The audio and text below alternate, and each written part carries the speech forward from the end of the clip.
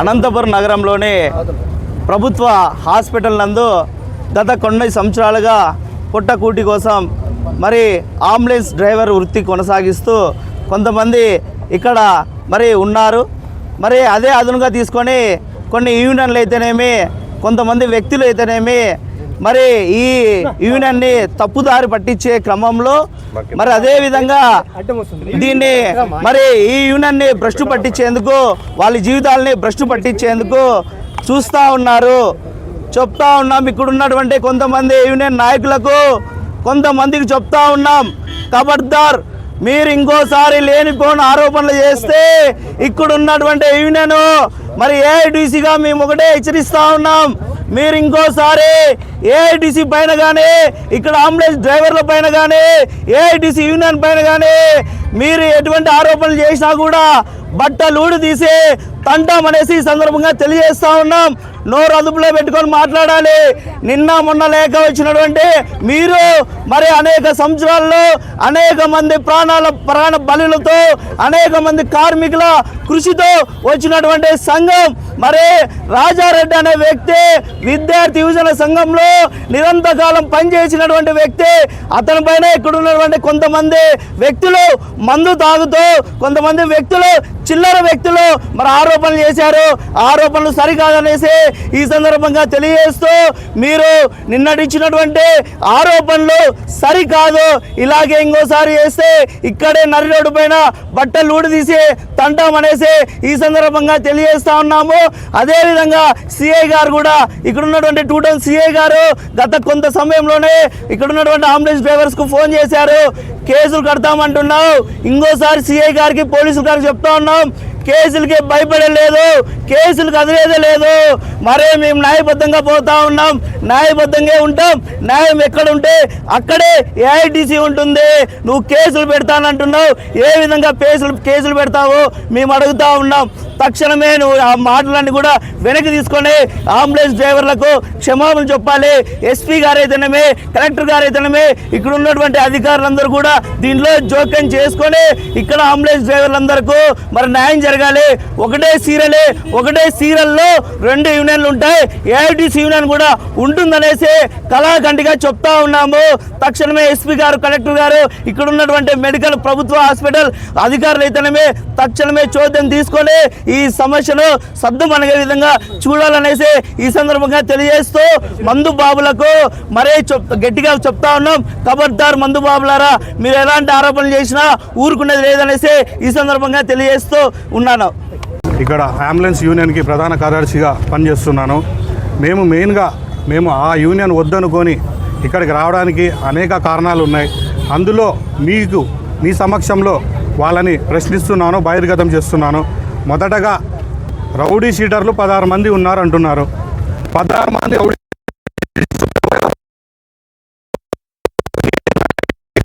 ఎప్పుడు ఓపెన్ చేస్తారనేది తెచ్చాలి. లేని పక్షంలో మేము చట్టపరంగా మీ పైన కేసులు వేసి, ప్రైవేట్ కేసులు కూడా వేయడానికి మేము సిద్ధంగా ఉన్నాం. మొదటగా అదొకటి. 2, ఎమ్మెల్యే దగ్గరికి వెళ్ళి రాజకీయాలు రౌడీ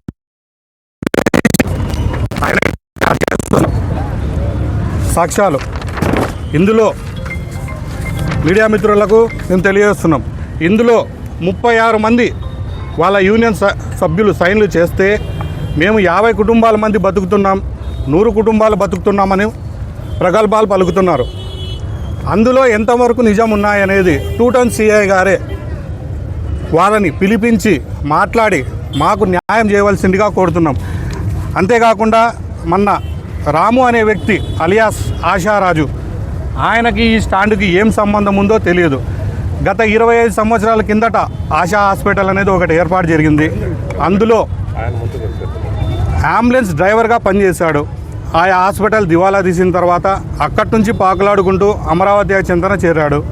అక్కడ కొంతమందికి డబ్బులు ఇచ్చి అంబులెన్సులు పర్మిషన్ తెచ్చుకొని అగ్రిమెంట్ చేసుకొని అక్కడ ఆయన బండు నడుపుకుంటున్నాడు. సరిపోయింది. ఇక్కడ మున్సిపల్ కమిషనర్ గారు ట్రాఫిక్కి అంతరాయం కలుగుతుందని చెప్పి ఇక్కడున్న అంబులెన్సులు అమరావతి దగ్గర పెట్టుకోండి అని సార్ చెప్తే ఇక్కడున్న బండ్లు తీసుకెళ్ళి అక్కడ పెడితే మా పైన కేసులు పెట్టడానికి వెళ్ళారు. ఇక్కడ అంబులెన్సులు పెట్టుకొని అమరావతి హాస్పిటల్లో కేసుల నుంచి ఇక్కడి నుంచి తీసుకెళ్తున్నాడు, మాకు అన్యాయం చేస్తున్నారు అని చెప్పి 2 టౌన్ సిఐ గారి దగ్గరికి వెళ్ళి కేసు నమోదు చేయడం జరిగినది. ఆయనది పక్కన పెడితే ఒక లీడర్ కుండా రాజేష్ అనే వ్యక్తి, ఆయన లోపల నుంచి ఎమ్మెల్యేలకు కమిషన్లు ఇచ్చి ఆటోల్లో కేసులు షిఫ్ట్ చేసుకొని బస్టాండుల్లో ఇలా ఆటోల్లోంచి ఆయన అంబులెన్సుల్లోకి తరలించుకొని ఎక్కువ మొత్తంలో డబ్బులు దందుకుంటున్నాడు. ఇది ఏమని ప్రశ్నిస్తే, నీకు చేతైతే నువ్వు చేసుకో, నావి ఎవరు ఏం పెరగలేరు, మా యూనిటీ దృఢంగా ఉంది, మాకు పోలీస్ డిపార్ట్మెంట్ వారి అండదండలు ఉన్నాయి అని ఆయన అంటాడు. అన్నా మా డిమాండ్ ఏం లేదన్నా. సీరియల్ మొదటగా స్టార్ట్ చేసినప్పుడు సీరియల్లో ఒకే బండే ఉండాలి, ఓనర్కి ఒకటే బండే ఉండాలి అనేది సిద్ధాంతంతో ముందుకు వచ్చారో వాళ్ళ వెనకలు వెళ్ళాము. కొద్ది రోజులు గడిచిన తర్వాత పార్టీలో ఉన్న వాళ్ళకి సంబంధం లేకుండా, యూనియన్కి సంబంధం లేకుండా ఉన్న నాయకుల్ని తీసుకొని వచ్చుకొని డ్రైవర్లు, టెంపరవరీ డ్రైవర్ల పేరు మీద వాళ్ళకు ఉన్న అడిషనల్గా ఉన్న బండ్లని వాళ్ళ పేరు మీదకి ట్రాన్స్ఫర్ చేయించి సీరియల్లో 2వ బండి మెయింటైన్ చేస్తున్నారు. ఇంతకుముందు 45 బండ్లు ఉంటే ఇప్పుడు దాదాపు 58 బండ్లు అయినాయి. ఎలా అయ్యాయి? వీళ్ళు ఒక రూల్ పెట్టారు. యూనియన్ పెట్టిన తర్వాత 3 సంవత్సరాలుగా డ్రైవర్ పనిచేసిన వ్యక్తే ఇక్కడ కొత్త బండ్లు తీసుకొని వచ్చి పెట్టాలి అనేది ఒక రూల్, నియమ నిబంధనలు పెట్టారు. యూనియన్ స్టార్ట్ చేస్తే 3 సంవత్సరాలు కాలేదు. 3 సంవత్సరాల లోపల అడిషనల్గా 8 బండ్లు ఎలా వచ్చాయని ప్రశ్నిస్తే, మీకు చేత అయితే మీరు తెచ్చి పెట్టుకోండి లక్షలు అన్న. మా డిమాండ్ ఏం లేదు, ఒకటే చెప్తున్నాం. వాళ్ళు చేసే అరాచకాలు మేము భరించలేకపోతున్నాం. వాళ్ళు మా పొట్ట కొట్టుతున్నారు. మేము సపరేట్గా మా యూనియన్ ఒకటి నడుపుకుంటున్నాం. గత వారం రోజుల కిందట సిఐ సార్ గారు వాళ్ళకి తోడ్పడి ఇక్కడ ఇది వెనకల ఉన్న స్థలంలో మా బండ్లు పెట్టుకుంటే సిఐ సార్ గారు కాల్ చేసి మమ్మల్ని ఏదో విధంగా మాట్లాడి బండ్లు ఇక్కడి నుంచి తీపిచ్చాడు. వారం రోజుల నుంచి మేము ఒక బండి కూడా నడపడం లేదు. మాకు జీవనోపాధారం ఎలాగా? సిఐ సార్ గారు చెప్తారా, ఎస్ఐ సార్ గారు చెప్తారా, లేదంటే పోలీస్ డిపార్ట్మెంట్ వారు ఎవరన్నా చెప్తారా? మాకు ఎవరు న్యాయం చేస్తారనేది మాకు తెలపాలి. దాదాపు అంటే ఒక 20 ఏళ్ళ నుండి అంబులెన్సులు నడుస్తూ ఉన్నాయి. కానీ ఇప్పుడు 2 ఏళ్ళ నుండినే సీరియల్ నడుస్తూ ఉంది. ఈ సీరియల్లో మేము ఫస్ట్ సీరియల్ కావాలని పోయిన తర్వాత కొంతమంది దాన్ని ఫస్ట్లో ఒక బండి చేద్దామని చెప్పి 2 నెలలు టైం తీసుకొని వాళ్ళ ఆ 2 నెలల టైంలోనే వాళ్ళ డ్రైవర్ల పేరు మీద బండ్లు పెట్టుకొని ఒక్కొక్క బండే పెట్టాలని చెప్పేసి ఇంతకుముందు చెప్పారు. ఫస్ట్ సీరియల్ స్టార్ట్ చేసినప్పుడు అదే విషయం చెప్పారు మాకు. ఒక బండి చేద్దాము, 2 నెలలు టైం ఏంటి, 3 నెలలు టైం ఏంటి చెప్పి 6 నెలల టైం ఇట్లా టైం పొడిగించుకుంటూ వచ్చారు. దాన్ని అంటే రోజులు మారే కొద్దీ నాంచుతూ వచ్చి దాని తర్వాత వాళ్ళు ఏం చేసుకున్నారు, వాళ్ళ డ్రైవర్ల పేరు మీద బయట ఒక బండి లోపల ఒక బండి పెట్టుకొని తిప్పుకుంటూ ఉన్నారు. ఇప్పుడు చేస్తూ ఉండేది ఏమంటే డబ్బులు ఉండేటోటే బతకల్లా, డబ్బులు లేనోడు బతకూడదు అనే కాన్సెప్ట్ గవర్నమెంట్ హాస్పిటల్ ముందర ఉంది.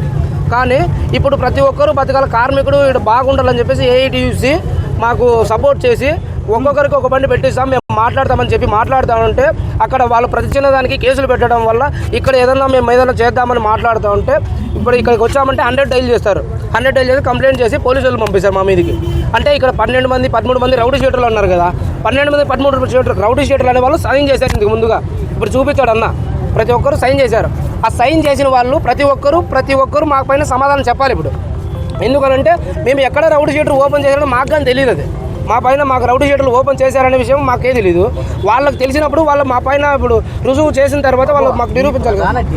ప్రధాన డిమాండ్ మేమేం లేదు, మాకు సిఐటియుతో మాకు సంబంధం లేదు, మాకు ఏఐటీయూతోనే సంబంధము, మేము ఏఐటీయూతోనే ఉంటాము. మా సీరియల్ మాకు కావాల్సిందే, మేము సపరేట్గా పెట్టుకొని మేము బతుకుతాము. వాళ్ళ సీరియల్లో వాళ్ళు ఉండమని చెప్పండి, మా సీరియల్లో మాకు కావాల్సింది అంతే. మాకు మెయిన్ కావాల్సింది అదొకటే.